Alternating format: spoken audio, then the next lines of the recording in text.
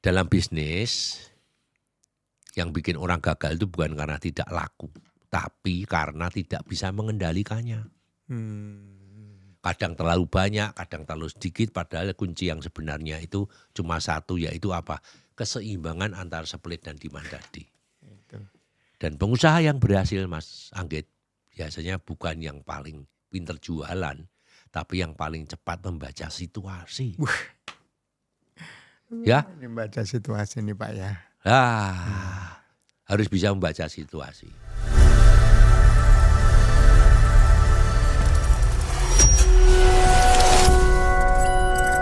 Saudara-saudaraku, jumpa lagi di Grigo Business Corner, sebuah ruang percakapan yang membahas dunia usaha secara jujur, sederhana, dan dekat dengan kehidupan sehari-hari, khususnya bagi para pelaku UMKM dan calon pengusaha yang sedang merintis usahanya dari bawah. Hari ini saya bersama Mas Anggit. Selamat sore Mas Anggit. Selamat sore Pak Kikiro. Mas Anggit, mungkin ada yang perlu kita bicarakan hari ini atau kita diskusi, monggo silakan. Baik, sebelumnya kami mengucapkan banyak terima kasih Pak Kikiro, di mana di waktu ini kami diberi kesempatan untuk berdiskusi, untuk menimba ilmu kaitannya dengan usaha kecil, mikro dan menengah. Begini Pak Kikiro, di saat ini menurut saya Pak, menurut pendapat saya itu sangat susah untuk berusaha. Modalnya juga kecil. Kemudian kira-kira Pak, menurut Pak Grigo, usaha apa yang paling realistis di saat ini? Kemudian mengapa usaha itu cocok? Ya. Kemudian siapa targetnya? Lalu di mana lokasi usahanya? Kapan memulainya? Bagaimana cara menjalankannya? Ini salah satu konsep 5W1H. Nah ini mungkin bagi saya Pak, terutama saya, mohon ilmunya. Kemudian mungkin para subscriber Bapak mungkin bisa menambah wawasan bagi pengusaha-pengusaha untuk pemula Pak. Oke. Yang penting jangan stres Mas Anggit. Siapa? Kelihatan stres Anda. Iya Pak. Kerja harus tenang ya, kita nggak boleh stres. Oke Mas Anggit, saya mencoba menjawab versi saya ya, mungkin versi orang lain beda. Iya Pak. Mereka bisa punya pendapat masing-masing. Tapi menurut saya Mas Anggit, hari ini banyak orang yang lagi di posisi yang sama. Posisi yang sama, kesulitan itu.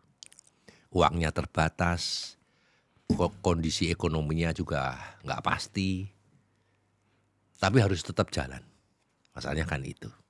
Nah, kalau kita harus jujur, bukan cuma pengusaha kecil, bahkan yang besar pun lagi hati-hati di era sekarang ini. Nah, pertanyaannya yang paling realistis hari ini, kalau modal kecil di zaman seperti ini ya, usaha apa yang paling masuk akal untuk dimulai sekarang? Salah satu pertanyaan Anda itu ya. Oke. 5W1H tadi pertanyaan Anda. Saya coba menjawab juga seperti itu ya. Jadi Anda sudah membuat struktur. Why? Mengapa?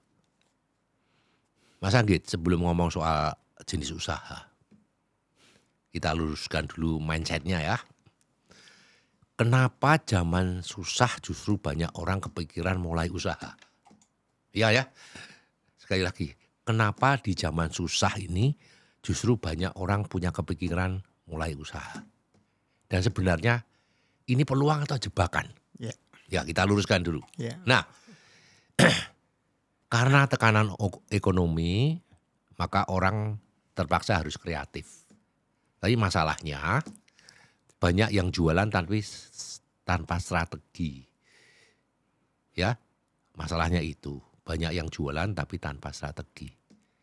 Dulu jualan itu ada barang, ada harga, bisa jualan. Dulu.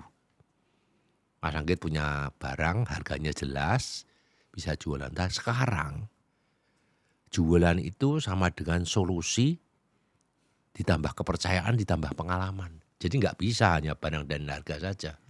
Harus ada solusinya bagaimana, kepercayaannya bagaimana, dan pengalamannya bagaimana. Itu yang penting zaman sekarang. Trustnya ya Pak. Ya, nanti saya jelaskan ya. Karena banyak orang gagal itu bukan karena produknya jelek sebetulnya. Tapi karena cara mikirnya masih tahun 2015 atau 20 atau 10 tahun, 11 tahun yang lalu. Era 10 tahun yang lalu dibawa ke sekarang nggak jalan. Nah, nanti kita bahas lagi. Sekarang saya mau menjawab pertanyaan yang kedua, W yang kedua, who. Siapa targetnya? Kalau kita ngomong soal usaha kecil ya, seringkali orang mau jualan apa ke semua orang. Ya, padahal justru itu yang bikin nggak laku.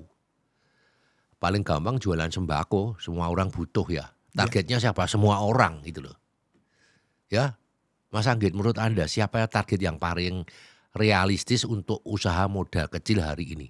Target yang paling realistis siapakah untuk usaha kecil yang sekarang ini? Ya, menurut saya jangan target ke semua orang dulu. Kalau Anda punya usaha kecil, jangan siapa yang mau beli monggo silahkan. Yang penting, sekarang kita harus selektif. Solusi tadi. Siapa yang sering beli? Catat itu. Siapa yang punya masalah harian? Nah, misalnya punya masalah harian itu gimana? Aku mau pengen beli tapi nggak ada orang yang disuruh. Kalau mau beli ke sana jauh. Itu kan punya masalah harian. Gitu ya. Ya, mau beli makan. Kalau di warung situ deket mau beli sembako di warung situ. Kenapa harus jauh-jauh? Ya, siapa yang sering beli, yang punya masalah harian itu apa? Ya. Nah, yang dekat secara aksesnya dekat ya. Ya. Nah, contoh konkret begini. Karyawan misalnya. Anda pernah kerja di perusahaan. Yang butuhnya apa? Butuh makannya praktis kan gitu kan. Ya. Ya. Ibu rumah tangga apa? Butuh solusi yang hemat. Jelas kan? Ibu rumah tangga yang hemat itu yang bagaimana? Anak muda cari yang apa? Yang bisa untuk sharing-sharing. Kan gitu kan, targetnya beda-beda. Iya. Nah, jadi bisnis kecil itu bukan cari pasar besar, tapi cari pasar yang paling dibutuhkan atau pasar yang lapar itu yang kayak apa atau gitu. Yang dibutuhkan banget itu apa? Segmen. Lihat segmen yang tertentu. Ya. Jangan semua segmennya semua enggak yang bikin jatuh. Lihat kebutuhannya apa. Nah, kalau Anda di dalam satu geografis lingkungan Anda itu coba tanya Pak RT ini jumlahnya penduduk berapa, anak mudanya berapa, orang tuanya berapa, orang tua bisa dibagi-bagi dan sebagainya. Anda pikirkan itulah kebutuhan mereka itu apa. Ya, dari satu RT mungkin bisa satu RW, hanya gitu ya. Ya diperluas nanti satu RT dulu, kemudian satu RW yang aksesnya dekat dengan Anda. Kalau Anda usaha di salah satu tempat, itu target utamanya seperti itu. Gitu Ya, Pak, jangan semua wah ini kalau beli ini laku nggak kira-kira jangan kira-kira. Ya, yang dibutuhkan itu apa itu yang dulu harus survei dulu. Survei dulu ya Pak ya. Itu butuh pengalaman. Saya tadi bilang pengalaman ya. Betul. Ya butuh pengalaman. Ya, survei dulu itu ya. Survei dulu. Ya, itu ya. Itu yang kedua ya. Who yang kedua. Yang ketiga where, di mana. Nah, sekarang banyak orang yang bingung Mas Anggit. Harus buka di tempat atau online saja ya gitu loh.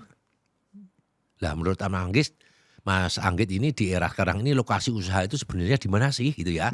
Nah, sebetulnya sekarang ini lokasi bukan hanya lagi hanya secara fisik ya. Lokasi sekarang di mana perhatian orang berada, contoh ya. Kalau fisik itu Anda punya toko, seret di sini ya. Tapi sekarang bisa kepakai WhatsApp grup misalnya. Ya, pakai TikTok, pakai Instagram. Atau komunikasi lokal gitu ya. Nah, kalau ada orangnya ada di HP Anda tapi buka toko di ruko ya sepi. Ya, Iya Pak. ya itu bisa lokasinya sekarang kan zamannya zaman digital. Jadi tidak harus punya lokasi Tidak fisik. harus punya lokasi fisik ya Pak ya. Iya, tapi Anda bisa jualan pakai WhatsApp, pakai TikTok, pakai Instagram. Ya kita harus punya bisa belajar di situ. Ya, Ya Pak. Ya. Masuk ya Pak. ya. Mas Anggit harus belajar. Jangan ngomong, wah saya usianya sudah sekian itu. Usia bukan masalah, saya 72 tahun masih belajar. Saya masih mengajar. Ya, saya bisa mengajar karena saya update Pak. Kalau saya nggak ngupdate, wah kuno nanti. Kuliah saya nggak didengar. Ya kan itu ya. Iya, Ya Pak. harus belajar bagaimana TikTok, bagaimana Instagram di situ.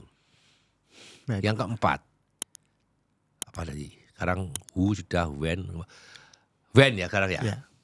Kapan memulainya? Nah, kebanyakan orang tuh nunggu modal cukup dulu. Nunggu kondisi stabil. Ya, padahal kondisi stabil itu kapan kita nggak tahu. Nggak tahu Pak ya. Ya, Bisa diukur. modal cukup itu kapan kita juga nggak tahu. Nah, jawabannya adalah sekarang. Kapan? Sekarang. Tahu sekarang. Tapi kecil dulu.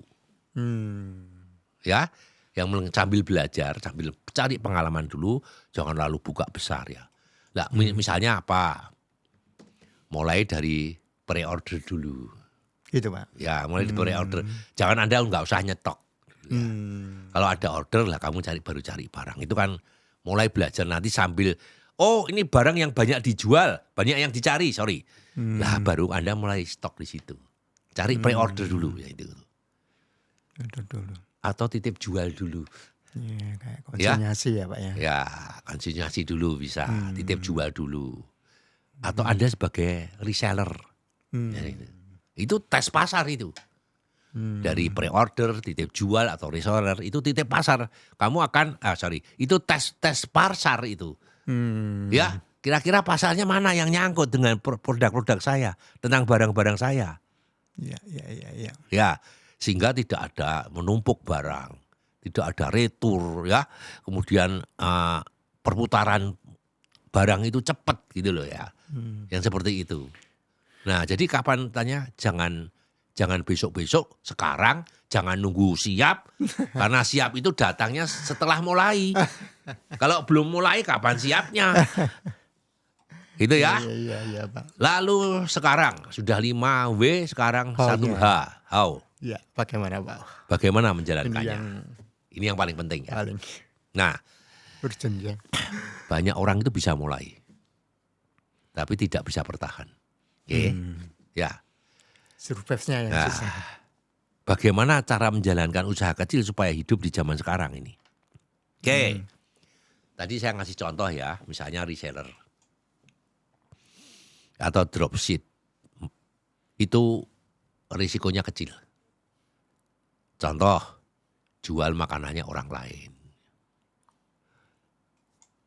Contoh lagi, jual fashion, pakaian itu tanpa stok. Ya. Risikonya kecil. Ya, banyak orang yang jual makanan nanti kalau nggak habis dikembalikan, konsinyasi itu tadi. Kan nggak risiko. Ya Pak. Ya, jual fashion tanpa stok misalnya gitu ya. Ada orang tolong dijualkan Mas ini. Itu mulai kalau mau belajar sambil tes pasar sekali lagi.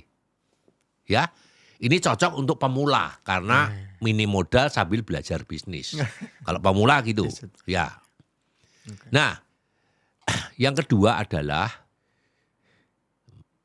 Mas Anggit pernah kerja di bagian gudang, tahu barang yang fast moving yang kayak apa, yang slow moving kayak apa gitu ya. Itu kalau slow moving itu kan malapetaka, Mas. Ya. Slow moving malapetaka. Nah, cari kira-kira yang produknya cepat habis itu yang bagaimana, yang fast moving itu. Iya kan ya? Misalnya makanan harian itu cepat fast moving ya. Iya. Minuman, snack gitu ya. Itu fast moving. Karena apa? Karena repeat ordernya tinggi dan cash flow-nya cepat. Gitu ya Pak. Ya, ya. Cash flow-nya cepat ya. Cash flow-nya cepat. Ya. Iya. Kalau Anda punya skill ya. Punya skill itu misalnya jadi editing, itu yang admin online atau jasa titip atau cleaning atau laundry kecil ya, cleaning service dan sebagainya. Ini sering diremehkan ya, padahal itu marginnya tinggi ya. Ya, Ya, ya, Pak. jadi dari 5W1H tadi itu, sekarang orang beli itu bukan karena murah Mas, tapi karena percaya, Terasnya ya Pak ya. ras. Jadi yang dijual itu bukan cuma produknya saja, tapi rasa aman. Kalau beli barangnya Mas Anggit, ditanggung itu original, bukan palsu. Ditanggung itu halal. Orang percaya. Baik Pak. Jadi pasti berkualitas lah, bukan ecek-ecek seperti itu, Gitu, misalnya ya, Pak. itu. Branded ya. Nah, Pak. Anda bisa masuk di testimoni atau video reel atau transparansi respon yang cepat gitu loh. Nah itu. Ya, jadi sekali lagi Terjamin. orang pengen beli itu aman dan percaya. Karena banyak barang yang palsu. Sekarang banyak sekali. Ya, Oke Pak. jadi kesimpulannya adalah begini. Kalau Anda hari ini lagi bingung, bukan usaha apa yang bagus Mas Anggit, tapi usaha apa yang paling Anda mengerti. Ya, Gitu ya Pak ya. paling Anda ngerti dan bisa langsung dijalankan. Kalau nggak ngerti jangan coba-coba belajar dulu. Jangan langsung ya. Karena zaman sekarang ini orang yang cepat belajar akan mengalahkan yang paling pintar. Bener. Masalah gitu Iya. ya Pak ya. Dan yang berani mulai dari kecil akan lebih cepat sampai besar. Belajar mulai dari kecil. Wah ini filosofinya nih Pak Di yang mantap ini. Ya. Belajar Jadi, dari yang kecil untuk tumbuh menjadi harus besar. begitu. Modal kecil bukan masalah. Yang masalah itu cara mikirnya yang benar gitu loh. Ya, Ya baik Pak Di. mau langsung untung tapi belum siap rugi ya yang jangan. Di zaman sekarang yang menang itu bukan yang punya modal besar loh Mas. Tapi yang paling cepat beradaptasi. Wow. Nah itu loh. Beradaptasi itu ya Pak yang. Ya, jadi sekali lagi ya. coba masalah tempat itu sekali lagi bukan fisiknya, tapi Anda bisa melalui WhatsApp group atau Instagram. Atau Anda Medsosnya. mulai belajar di situ. Oke siap. Oh Pak Grego, terima kasih. Ini sangat membantu, terutama pikiran saya jadi terbuka, menambah wawasan. Mungkin bagi teman-teman subscriber Bapak, mungkin masa tambah ilmu lagi. Nah, untuk pertanyaan yang kedua Bapak, ibarat bangunan itu kan pondasi itu kan penting itu Pak. Sangat penting. Sangat penting banget pondasi. Nah, kira-kira apa saja yang harus dimiliki seorang pengusaha pemula Bapak? Nah, itu apa saja Pak? Itu mohon dibuka pikiran saya, biar saya nanti dalam menjalankan misi usaha saya itu minimal ya, ada semangat yang tinggi untuk mencapai tujuan. Oke. Mohon, gitu Pak. Tadi kita bicara masalah usaha apa yang realistis ya. Iya. Sekarang mau masuk yang lebih dalam lagi. Banyak orang bisa mulai tapi sedikit yang bisa bertahan. Iya. Ya, kalau kita ibaratkan bisnis itu seperti bangunan seperti yang Mas Anggit katakan tadi, sebenarnya fondasi apa sih yang harus wajib dimiliki oleh seorang pengusaha, khususnya yang pemula? Pemula Pak. Iya. Oke, yang pertama adalah cara berpikir. Ini mindset ini penting. Wow, mindset pola pikir Pak. Ya, berpikir. Mas Anggit ini banyak orang mikir bisnis itu soal jualan. Bisnis itu soal jualan. Padahal sebelum jualan ada yang lebih dalam. Nah, menurut saya mindset seperti Mindset, apa yang harus dimiliki seorang pemula bisnis itu. Yang pertama adalah bisnis itu adalah proses, bukan hasil yang instan. Proses Pak ya. Harus melalui proses. Proses Pak Grego. Siap mulai, Iya. siap gagal, dan siap bangkit. Sekali lagi, siap mulai, siap gagal, siap bangkit. Itu bisnis. Kalau nggak siap gagal, jangan pernah ngikuti bisnis. Ya. Ya, Anda sudah pengalaman di perusahaan Anda jatuh bangun. Ya itu bisnis namanya, bisnis seperti itu. Ya. Nah, siap rugi kecil itu untuk belajar fokus jangka panjang. Ya, rugi kecil no problem. Itu untuk siap belajar jangka panjang. Nah, kalau mentalnya ingin cepat kaya, bukan jalan itu. Bisnis itu bukan jalan, tapi terjebakan itu. Ya, mindsetnya harus seperti itu. Mindset yang kedua apa? Soal fondasi tadi. Masalahnya yang jelas hubungannya dengan problem dan solusinya bagaimana. Ya, banyak orang mulai dari produk. Jualan mulai produk. Padahal seharusnya mulai dari masalah dulu. Berawal dari masalah dulu Pak. Ya, begini. Seberapa penting memahami masalah sebelum jualan? Ya, jangan jual apa yang kita suka, tapi jual apa yang dibutuhkan orang. Wah, ini kuncinya Pak. Yang dibutuhkan orang ya Pak. Iya. Need-nya orang ya, kebutuhan ya. Yang dibutuhkan orang, jangankah yang kamu suka. Sekarang Mas Anggit, Iya. kita Kebutuhan, yang Pak. Anda yang sudah hampir lansia itu kan, yang kamu suka kan beda sama anak sekarang. Iya Pak. Betul. Ya, makanan pun juga anak sekarang sama kita beda. Iya. Ya, Siap. udah beda. Nah, contohnya begini. Kalau ada orang capek ya jualan makanan yang praktis, jangan yang macam-macam. Kita menghadapi orang yang sibuk dan sebagainya, kita jualan jasa. Orang takut tertipu. Ya kasih garansi. Kita harus tahu masalahnya dulu. Ya, kenapa kok orang nggak mau gitu? Udahlah, kamu kalau beli tempat saya dijamin, tak kasih garansi. Percaya, trust. Masalahnya harus kita ketahui. Jadi kenapa toko di sebelah itu sepi, di sebelahnya sana kok rame, di sebelah sana kok biasa-biasa saja. Harus belajar. Itu kan masalah. Kenapa kok sepi? Masalah kan? Iya. Nah, seperti itu.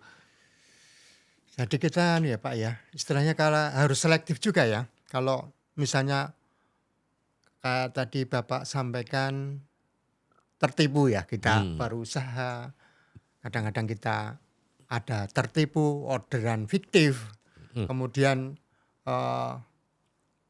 katanya nanti sampai di sana dibayar, katanya nanti bisa COD atau transfer dulu. Nah kita kan supaya tidak tertipu, kita juga Belajar harus masalah. Belajar dari masalah. Itu kan masalah semua.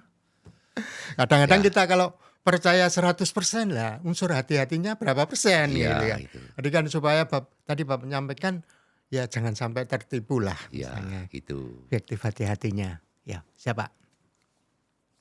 Yang kedua ya. Ya, Lalu yang ketiga, konsisten Mas. konsisten ya Pak ya. Itu disiplin itu penting. Masalah terbesar pemula ya, itu bukan gagal, tapi berhenti di tengah jalan. Bukan gagal tapi berhenti di tengah jalan. Menurut saya kenapa? Konsisten itu jadi fondasi yang penting. Jualan sepi di awal itu normal. Tapi konsisten bikin, karena konsisten itu membuat orang lebih percaya. Contoh ya, orang jualan sekarang harus posting tiap hari dong. Follow up pelanggannya bagaimana dong. Jaga kualitasnya bagaimana dong gitu. Nah, bisnis ini bukan lomba cepet-cepetan, tapi itu lomba tahan lama. Siapa yang tahan lama? Ya kadang-kadang orang tuh bosan, kok enggak laku kenapa ya? Wah, tutup aja sepi kok enggak laku. Tapi enggak dicari akar masalahnya itu apa. Kok sepi itu apa? Ya pastilah kalau buka yang pertama kali itu pasti sepi. Tapi dicari akar masalahnya. Orang kesusu, terburu-buru untuk mencari cepat kaya. Interest tenan nih Pak Edi. Ini yang konsisten dulu Pak. Memang apa ya? Kalau bahasanya itu istiqomah, ajek. Lah, bisnis ajek itu kalau seminggu nggak laku, kemudian 2 minggu nggak laku, 3 minggu nggak laku, kan Bubar. sudah deg-degan Pak. Aduh modal kita sudah ini. Wah memang salah satu konsisten itu untuk menimbulkan trust tadi. Iya. Wah memang interest benih Pak. Ya Cari masalahnya dulu Pak. Kalau sudah tahu masalahnya, konsisten. konsisten ya. Jangan patah di tengah jalan. Itu akan patah-patah terus kalau nggak konsisten. Karena bisnis itu naik turun grafiknya. Mantap. Iya. Ya. Jadi mulai sebelum berbisnis, tahu dulu masalah-masalah yang dihadapi kalau bisnis itu seperti ini. Salah satunya konsisten. Ya. Mantap. Nah, yang keempat, fondasi yang keempat ya. Sekali lagi, trust. Percayaan. Sekarang orang beli itu bukan cuma karena produknya, tapi karena percaya. Ya. Mas Anggit, bagaimana pemula bisa membangun trust dari nol? Ya, testimoni walaupun sedikit ya. Jujur soal produk. Responnya cepat. Ya. Begini loh. Tunjukkan prosesnya, jangan hasilnya. Misalnya ya, packingnya kadang-kadang di shoot. Oh, packingnya gini beneran gitu. Reviewnya yang jujur. Before dan afternya. Ya. Sebelum dan sudah. Nah, di zaman sekarang yang mahal itu bukan produknya tapi kepercayaan. Kepercayaan. Membangun kepercayaan ya Pak. Ya. Yang terakhir, fondasi yang kelima. Buat sistem, walaupun sederhana. Oh gitu Pak. Ya kalau nggak ada sistem berantakan. Sistem itu jangan dibayangkan yang sulit gitu loh. Ya, ini sering dilupakan. Iya. Pemula tuh fokus jualan aja tapi tidak bangun sistem. Mas Anggit, sistem itu sederhana apa sih yang wajib dimiliki sejak awal? Misalnya, mencatat uang masuk dan uang keluar. Dicatat. Itu sistem. Sistem ya. Dapat uang sekian keluar sehingga setiap setelah tutup dihitung, oh pengeluaran hari ini saya sekian, uang masuk sekian itu. Catat, itu sistem. Kalau nggak catat, uangnya masuk banyak dikirain uang saya, uang kita semua. Padahal itu kita yang hutang barang dagangan, kan gitu kan? Iya. Wah, bahaya itu. Satu itu. Lalu kita punya data pelanggan. Pelangganmu siapa toh gitu. Perhatikan. Ya. Jadi kalau harus ada sistem data pelanggan itu mau tidak mau kita harus mencatat data pelanggan itu seperti apa. Kan gitu kan? Ya. Ya. Lah cari cara kerja sederhana. Kalau di perusahaan namanya SOP. Iya. Yang kecil aja. Ya.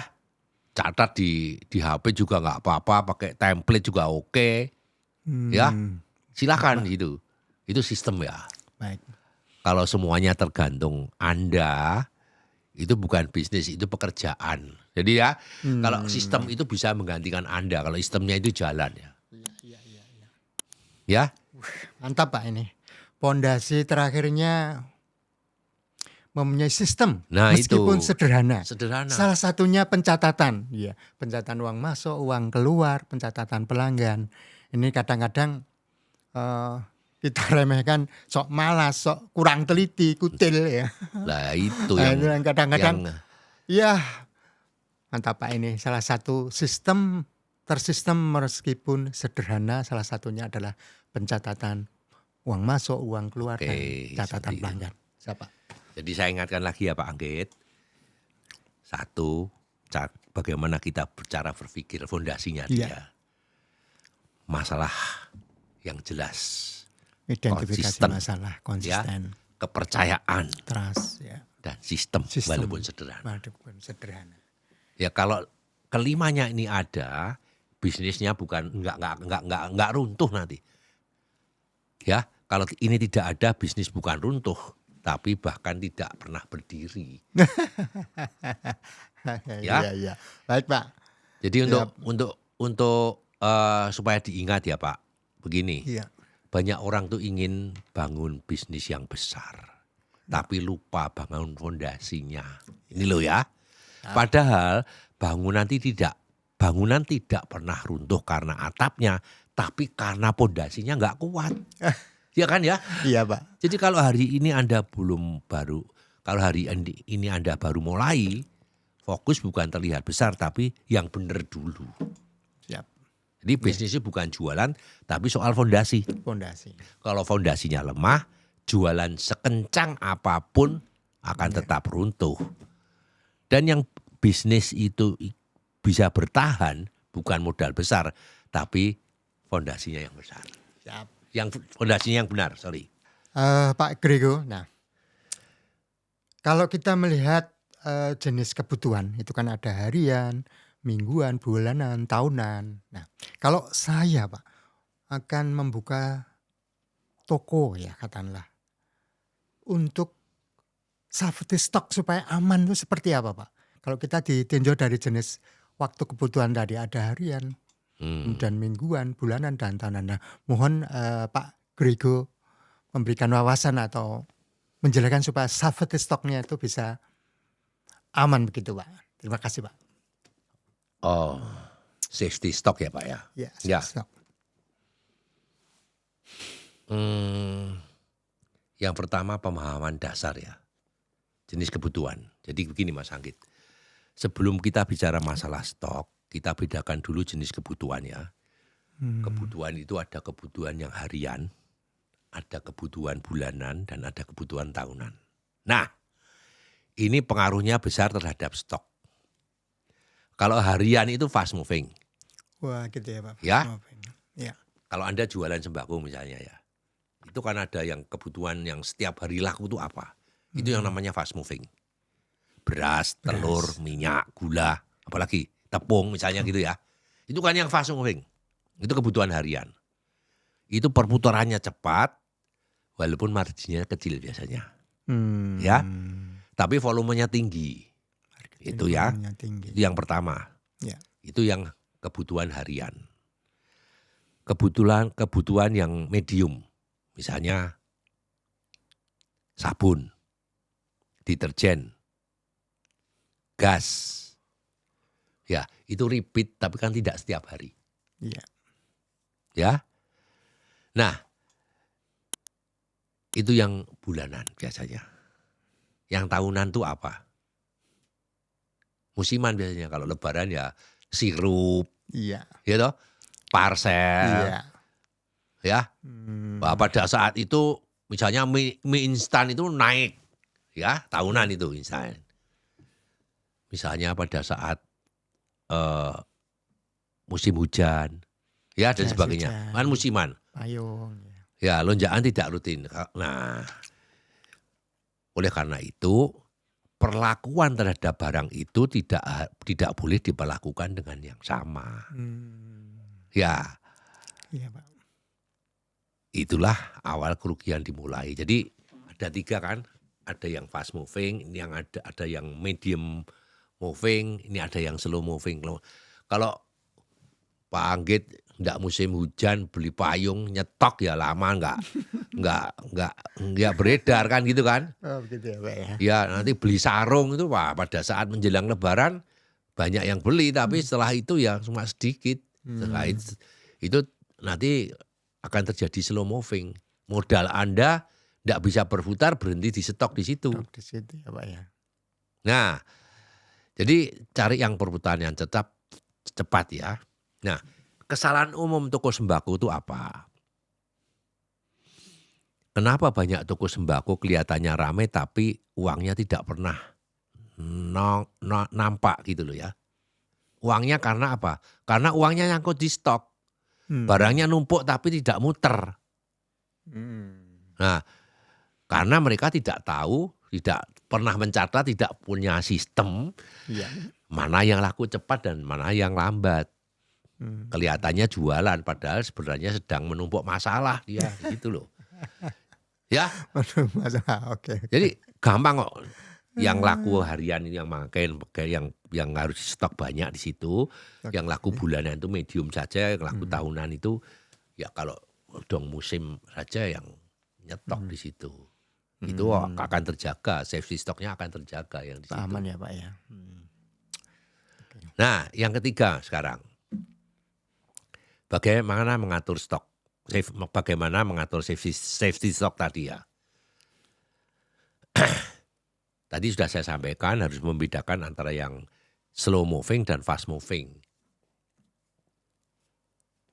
Apakah semua barang harus di stok banyak? Jawabannya tidak. Bagi dua, tadi ya seperti beras, minyak, dan gula tadi harus Anda siap yang banyak itu.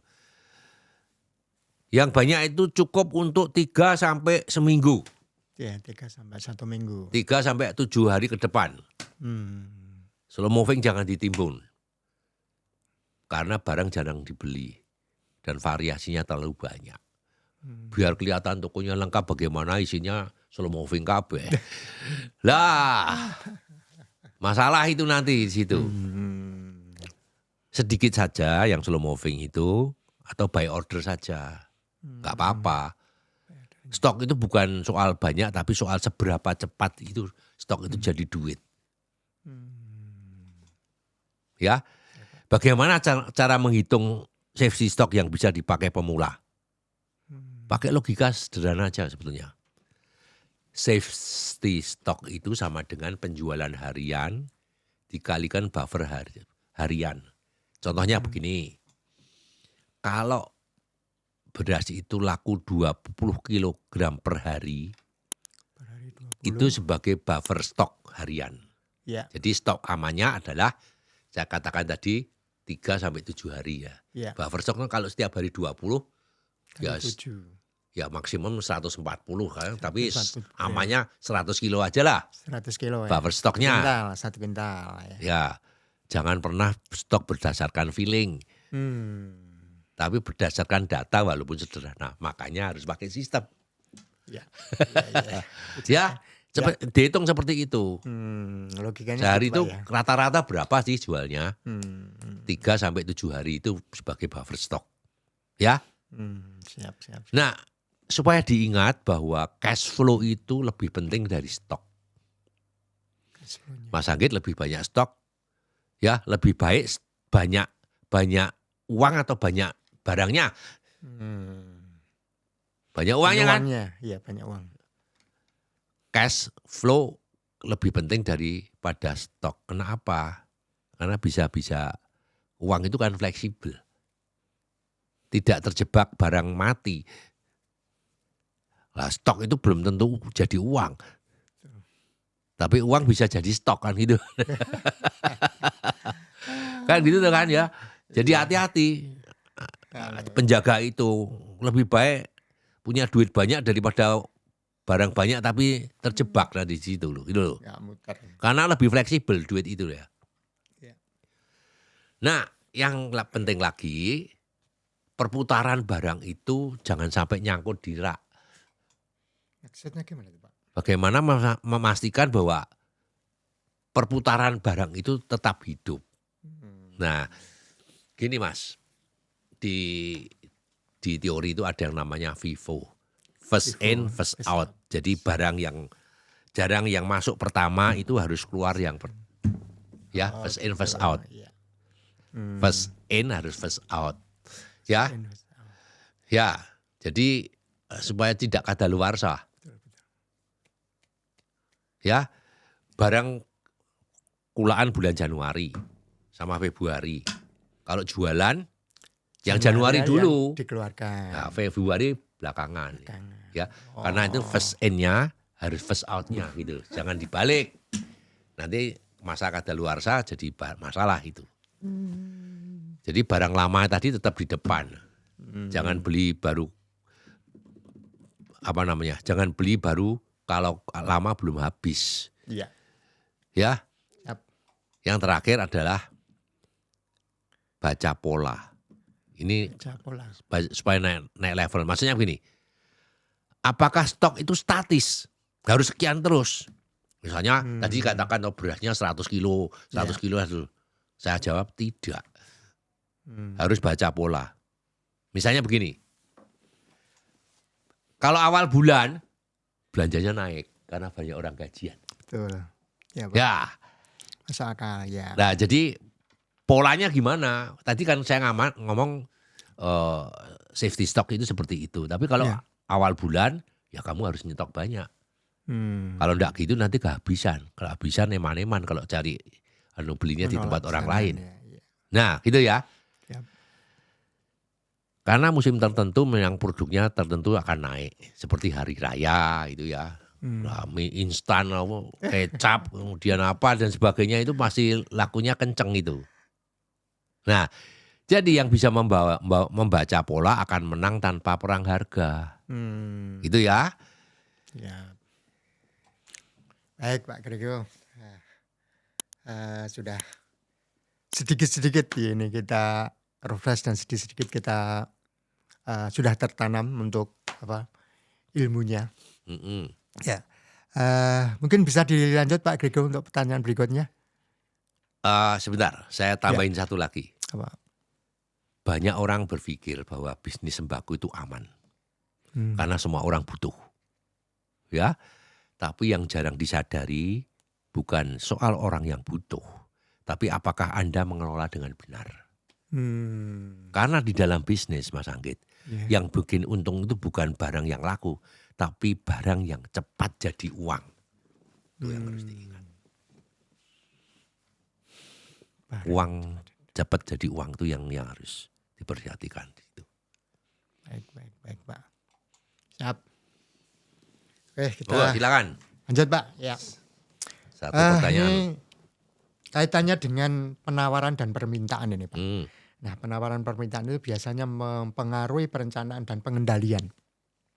Nah, ketika saya itu nanti apa yang harus saya lakukan ketika penawaran itu lebih besar daripada permintaan. Penawarannya besar, permintaannya kecil ya, otomatis stoknya banyak. Dan sebaliknya, permintaannya besar, kemudian penawarannya sedikit. Sebaliknya Pak. Nah, kira-kira bagaimana Pak manajemen supaya untuk kadang-kadang nih tiba-tiba saja orderan bledos lah. Wah, orderan berasnya banyak. Wah ini ada, ini mau saya milih ini. Adalah pas stoknya tidak ada. Nah, kadang-kadang juga, wah ini banyak stok yang masuk, tapi keluarnya sedikit. Nah, untuk mohon Bapak penjelasannya untuk ya membuka wawasan saya Pak. Oke, tadi kita sudah bicara masalah stok dan safety stock ya. Kita naik satu level lagi. Di dalam bisnis itu ada satu hukum yang tidak bisa dilawan. Apa itu Pak? Yaitu penawaran dan permintaan. Ya. Ya. Masalahnya kadang kita kehabisan barang saat laku. Kadang kita kebanyakan barang saat sepi. Ya. Itu yang sering terjadi. Nah, pertanyaannya sebagai pengusaha pemula, saya harus bagaimana mengendalikan ini? Kira-kira kan gitu yang ditanyakan. Ya. Nah, ini kondisi yang kelihatannya bagus ya. Barang habis, pembelinya banyak. Artinya laris kan itu. Tapi sebenarnya bisa jadi masalah juga. Kenapa masalahnya? Kalau barang Anda habis, Anda akan kehilangan penjualan kan? Ya.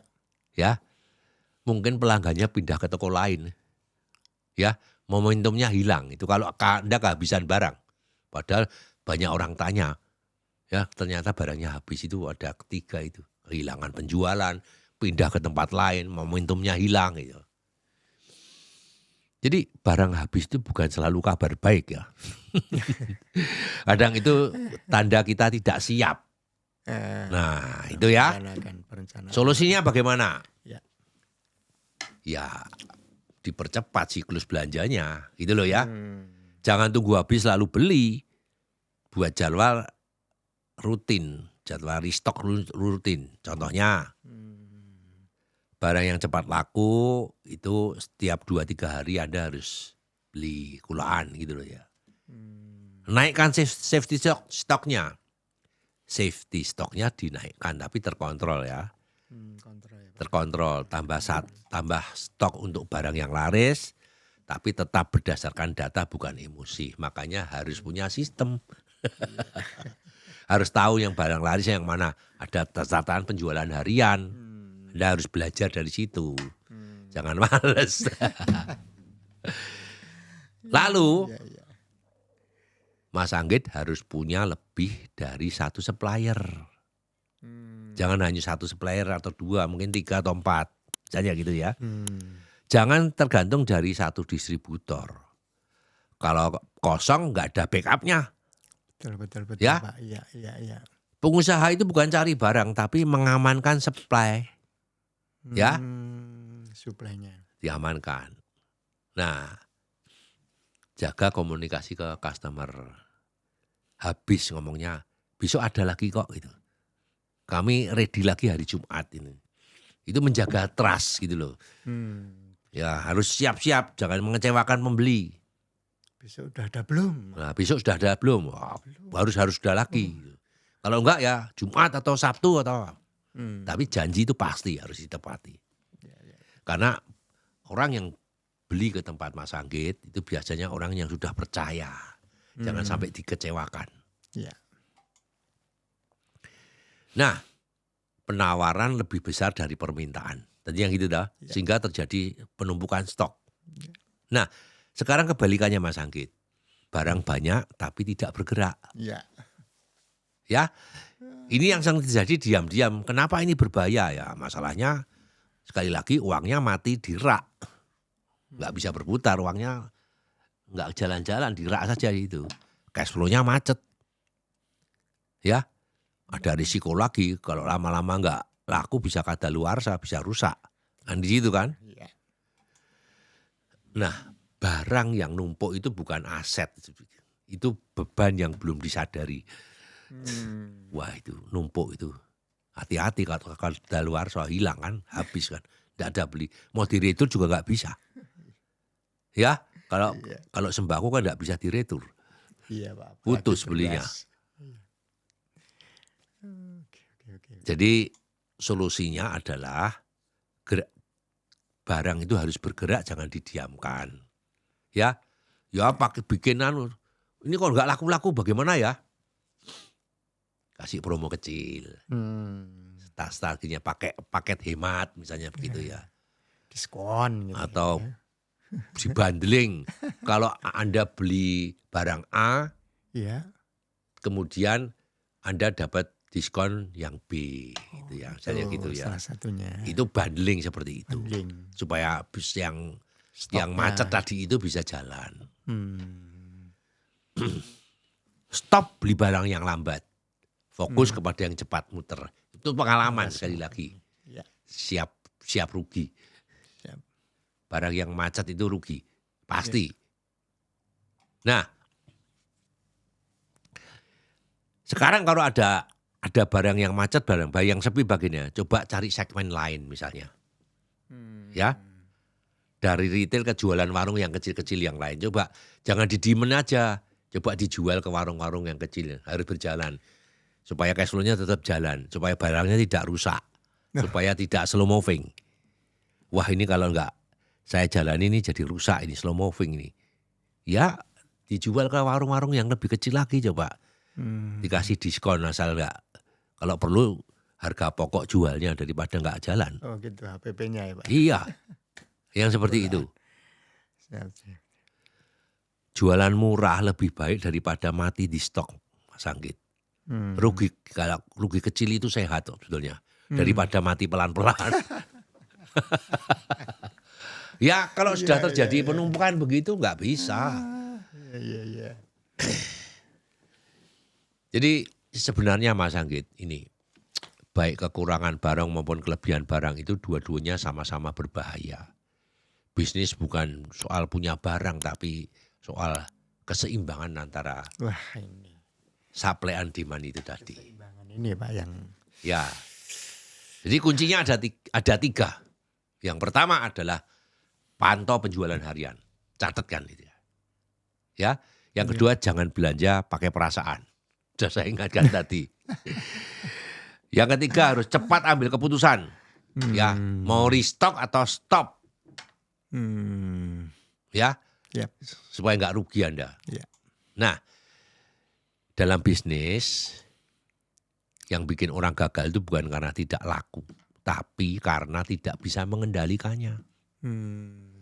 Kadang terlalu banyak, kadang terlalu sedikit, padahal kunci yang sebenarnya itu cuma satu, yaitu apa? Keseimbangan antara supply dan demand tadi. Itu. Dan pengusaha yang berhasil, Mas Anggit, biasanya bukan yang paling pinter jualan, tapi yang paling cepat membaca situasi. Ya, Ini baca situasi nih Pak ya. harus bisa membaca situasi. Baik Pak Edi. Oke ya, cukup Baik, ya. Pak Grego ya. Baik Pak Grego. Terima kasih ini sudah membuka wawasan saya atas banyak sekali ilmu-ilmu yang Bapak tularkan ke saya. Sekali lagi saya tidak bisa membalas apapun. Semoga sehat selalu dan sekali terima kasih bisa memotivasi saya dalam memulai usaha. Ya. Terima kasih. Saudaraku, kalau hari ini Anda masih ragu untuk mulai, dengar baik-baik. Bisnis itu bukan soal siapa yang paling punya modal, tapi siapa yang paling cepat belajar dan beradaptasi. Banyak usaha tidak gagal karena tidak laku, tapi karena salah langkah dari awal. Salah pilih usaha, tidak punya pondasi, dan tidak bisa mengatur arus barang dan uang. Padahal kuncinya sederhana, mulai dari kecil, tetap benar. Karena di zaman sekarang yang bertahan bukan yang paling besar, tapi yang siap berubah. Sampai jumpa di episode berikutnya. Selalu sehat dan semangat bisa